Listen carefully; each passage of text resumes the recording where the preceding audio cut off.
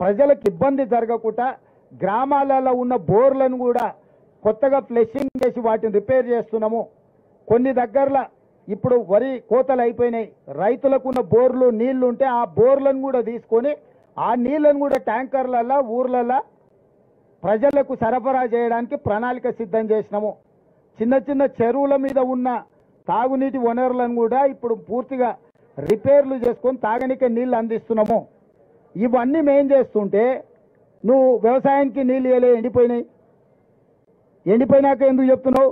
మరి అది మొదలుపెట్టినప్పుడే చెప్పుండొచ్చు కదా, సలహా ఏదో.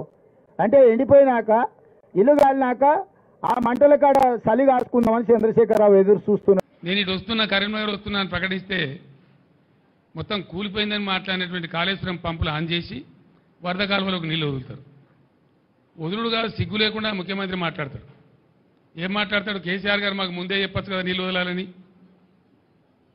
ముఖ్యమంత్రి నేనా మరి నువ్వా? ఇవాళ రాష్ట్రానికి ముఖ్యమంత్రి ఇవ్వాలి. నీ ఇంజనీర్లు ఏం చేస్తాను, నీ కథ ఏం చేస్తాను, నీ డిపార్ట్మెంట్ ఏం చేస్తుంది, నీ ఇరిగేషన్ మినిస్టర్ ఏం చేస్తాడు, నువ్వేం చేస్తాను?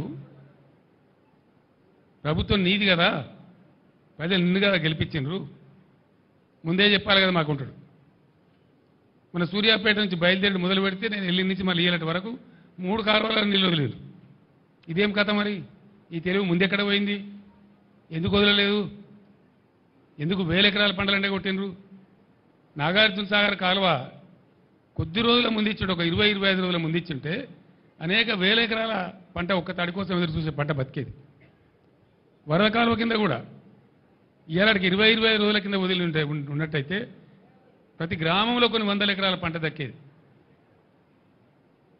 బాధ కలిగేది ఎక్కడ అంటే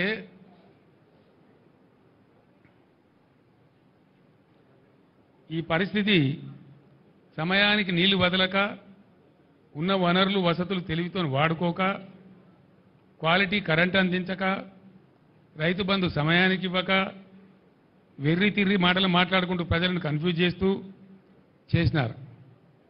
ఇంకా బాధల్ని రైతులకు. ముఖ్యమంత్రి ఏం చెప్పిండు? ఉరుకుండ్రి జల్దీ. ఇక అర్రస్పాట వాడినట్టే, మంచి సమయం మించిన దొరకదన్నట్టు. లగెత్తుండ్రి, పరిగెత్తుండ్రి, జల్దీ తెచ్చుకోండి, డిసెంబర్ 9 నాడే నేను సంతకం పెట్టేస్తా, 2 లక్షల రుణమాఫీ చేస్తా. ఎక్కడ పోయింది డిసెంబర్ 9? ఎక్కడికి పోయింది? ఎన్ని రోజులైంది? ఇప్పుడు మీ యొక్క వెర్రి తిర్రి వేషాల వల్ల, మీ పాగల్ పని వల్ల. ఎవల తప్పది? దాని మీద ఉరుకు లేదు, పలుకు లేదు. ఏం చేస్తారో చెప్పరు. పోయిన పంట పోయినా ముందరికన్నా బతుకుదామంటే రైతులకు వచ్చేది అది ఒకటే పని. దాని సంగతి ఏంది? చంద్రశేఖరరావు పర్యటనను కాంగ్రెస్ పార్టీ కార్యకర్తలు 100 ఎలుకలు తిన్న పిల్లి తీర్థయాత్రలు పోయిందన్నట్టుగా చూస్తున్నారు. నీ దోపిడీని కప్పిపుచ్చుకోవడానికి ఈ ఎన్నికల్లో నీ ఎంపీ అభ్యర్థులు పారిపోతుంటే దాన్ని అధిగమించడానికి నీకు తెలిసిన టక్కుంటమార విద్యలన్నీ ప్రదర్శిస్తున్నావు. ఇవన్నీ కాలం చెల్లిపోయినాయి. చంద్రశేఖర్ అనేవాడు తెలంగాణ రాష్ట్రంలో రద్దయిపోయిన 1000 రూపాయల నోటు లాంటి వాడు. ఎవడన్నా జేబులో పెట్టుకుంటే జైలు కోతాడు 1000 రూపాయల నోటు. ఇవాళ టీఆర్ఎస్ కూడా గట్లాంటిదే. రద్దయిపోయిన 1000 నోటు. బీఆర్ఎస్ టీఆర్ఎస్ కేసీఆర్ ఆ ప్రభుత్వం ఏందో దాని కాలం అయిపోయింది. ఏదేమైనా ఒక్కటి మాత్రం నేను అభినందించదలుచుకున్నా. ప్రతి వారం నువ్వు బయటికి వెళ్ళాలి, ప్రజలలో తిరగాలి, ప్రతిపక్ష నాయకుడిగా నీ బాధ్యత పోషించు. మా ప్రభుత్వం ప్రతిపక్షాలను గొంతు నొక్కాలని అనుకోదు. ప్రజా సమస్యలు మీరు మా దృష్టికి తీసుకొస్తే సహేతుకమైన వాటిని మా ప్రభుత్వం బేసిజాలకు పోకుండా పరిష్కరిస్తుంది. బుర్ర లేకుండా వితండవాదం చేస్తున్నాడు. హైదరాబాద్ నగరానికి తాగడానికి నీళ్లు లేవు, మీరు బోర్లు ట్యాంకర్లు అంటుండు. అసలు బుర్ర ఉందా కేసీఆర్కు? మిషన్ భగీరథ ద్వారా కృష్ణానది జలాలను ఇవ్వాల్సిన దానికంటే ఎక్కువ ఇస్తున్నాం. భూమిలో ఉన్న నీటి టేబుల్స్ పడిపోవడం వల్ల బోర్లు ఎండిపోయినాయి. అంతకుముందు నువ్వు కూడా మధ్యతరగతి మనం నల్లా నుంచి వచ్చే నీళ్లు వంటలకు కానీ మన ఇంట్లో తాగడానికి వాడుకునేది. మన ఇంటి అవసరాలు, అంట్లు తోముకోవడానికి, స్నానానికి, ఇతర అవసరాలకు మన ఇంట్లో ఉండే బోర్ నీళ్లు వాడుకునేది. ఇప్పుడు బోర్ ఎండిపోయింది కాబట్టి ఈ నీళ్లతో పాటు అదనంగా బోరుతో వాడుకునే నీళ్లను ట్యాంకర్లలో కొనుక్కుంటున్నాము. ఇవాళ మేము దాదాపుగా 1000 ట్యాంకర్లతోని ట్యాంకర్ బుక్ చేసిన 12 గంటల లోపలనే ప్రతి వాళ్ళకి నీళ్లు అందిస్తున్నాము.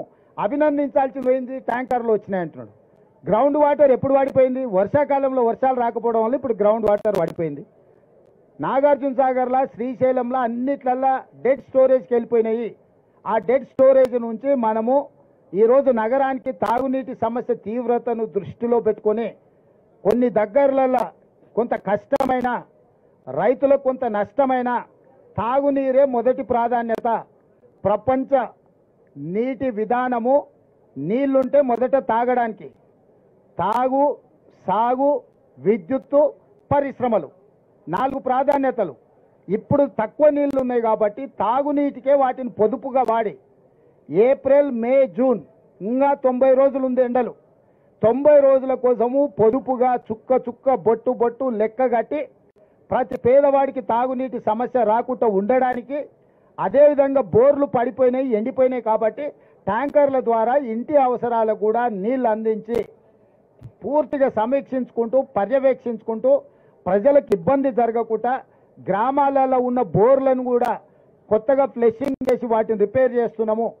కొన్ని దగ్గరలో ఇప్పుడు వరి కోతలు అయిపోయినాయి, రైతులకు ఉన్న బోర్లు నీళ్లు ఉంటే ఆ బోర్లను కూడా తీసుకొని ఆ నీళ్లను కూడా ట్యాంకర్లలో ఊర్లలో ప్రజలకు సరఫరా చేయడానికి ప్రణాళిక సిద్ధం చేసినాము. చిన్న చిన్న చెరువుల మీద ఉన్న తాగునీటి వనరులను కూడా ఇప్పుడు పూర్తిగా రిపేర్లు చేసుకొని తాగనికే నీళ్లు అందిస్తున్నాము. ఇవన్నీ మేం చేస్తుంటే నువ్వు వ్యవసాయానికి నీళ్ళు ఇవ్వలే, ఎండిపోయినాయి. ఎండిపోయినాక ఎందుకు చెప్తున్నావు? మరి అది మొదలు పెట్టినప్పుడే చెప్పుండొచ్చు కదా, ఈ సలహా ఏదో. అంటే ఎండిపోయినాక, ఇల్లు కాలినాక ఆ మంటల కాడ చలి కాసుకుందామని చంద్రశేఖరరావు ఎదురు చూస్తున్నాడు.